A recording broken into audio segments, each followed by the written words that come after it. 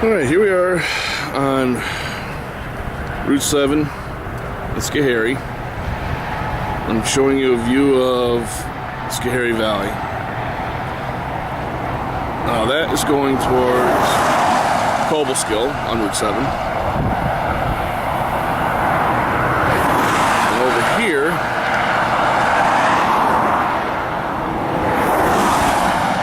that leads out towards Middleburg on Route 30. And down towards Gilboa Dam. Now, the horseshoe-shaped valleys are indicative of glacial activity, and I'm going to show you more of that as we continue on our travel today.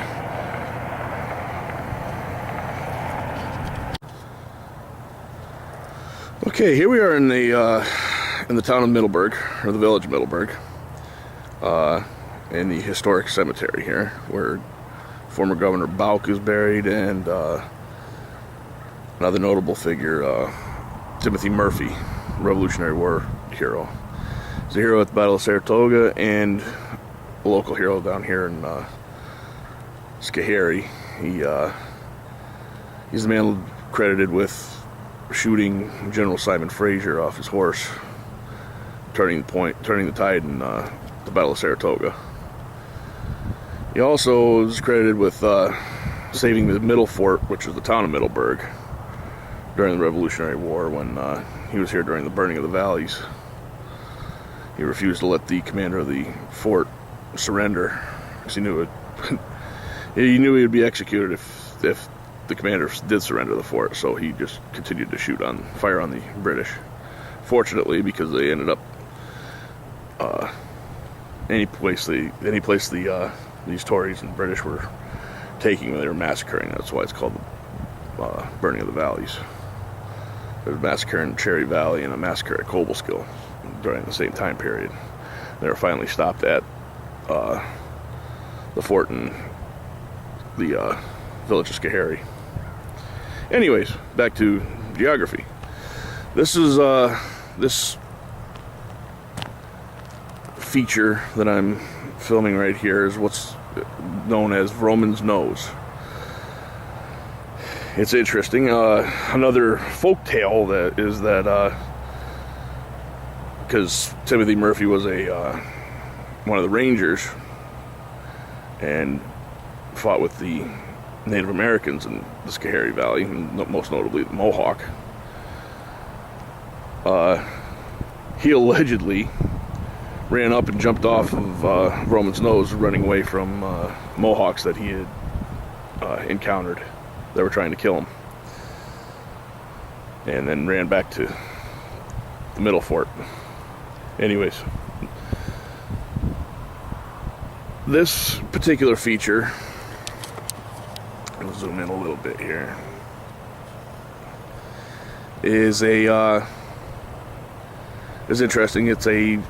It was definitely formed by glacial activity, as with the rest of the valley, as I'm going to pan out here to show you.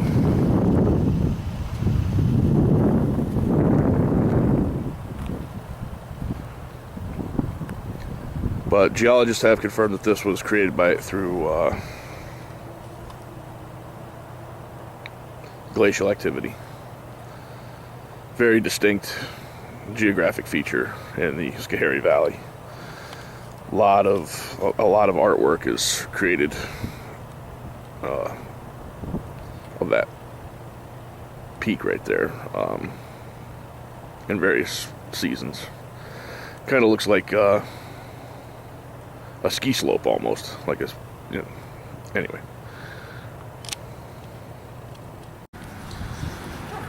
Okay, now upon leaving the cemetery, I noticed that we had an even better view of the Schoharie Valley, to include Vroman's Nose.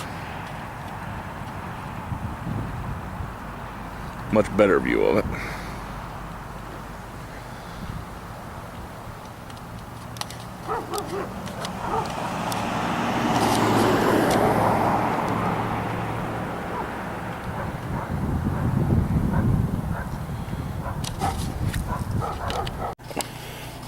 Okay, I took this opportunity because I noticed while I was driving that some of the rock escarpments are showing, and you can see the layers, the different layers of the different rocks. I don't know exactly which layers are which, but it looks like some shale, potentially. Different layers of shale and maybe limestone.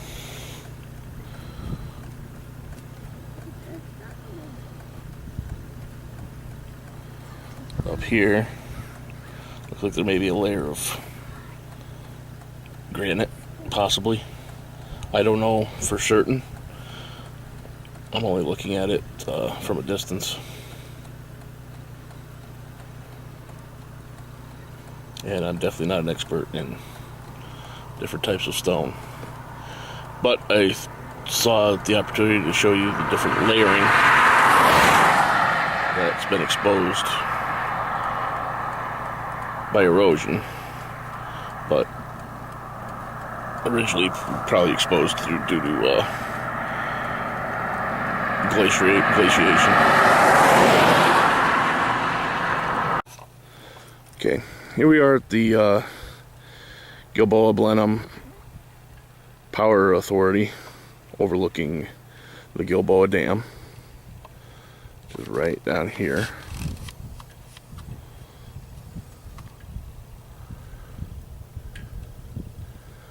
Unfortunately, a lot of the areas are closed.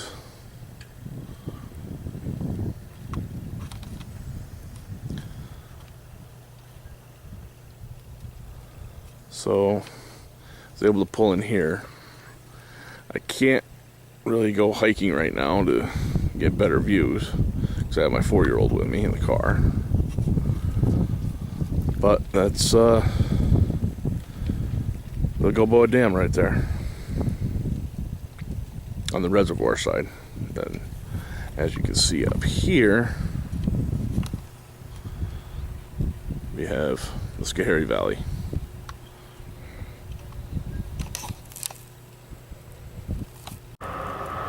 Okay, this is a rock in my yard that's partially exposed.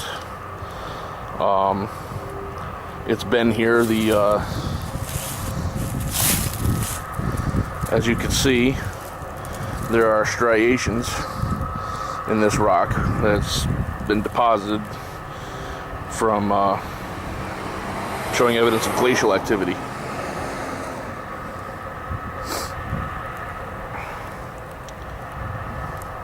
Of course, I live in Schoharie Valley, so I live up in a higher elevation on the shoulder of Barton Hill, but still, it's still part of the Schoharie Valley, considered part of the Schoharie Valley.